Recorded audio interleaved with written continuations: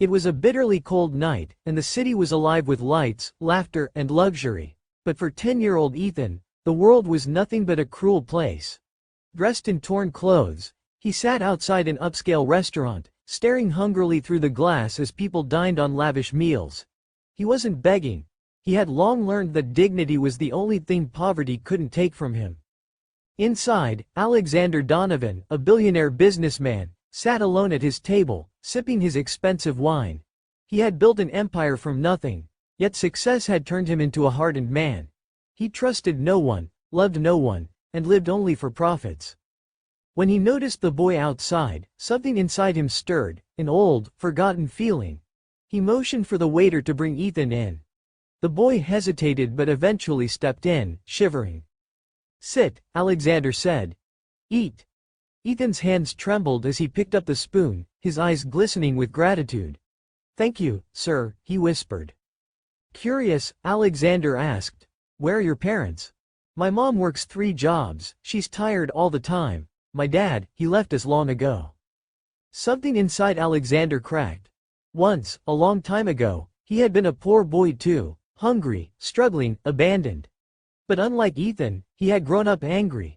He had promised himself that money would be his shield, his weapon. And in doing so, he had lost something important, his heart.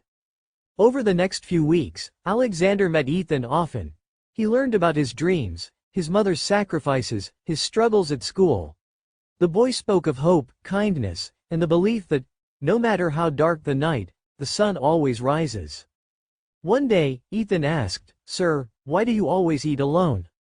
Alexander had no answer. His wealth had given him everything, except love. That night, he made a decision. He visited Ethan's tiny home and met his exhausted mother. Seeing her, he thought of his own mother, who had once worked just as hard but whom he had neglected in his pursuit of wealth. The next day, he arranged for Ethan's mother to have a well-paying job that didn't drain her life away. He ensured Ethan got an education.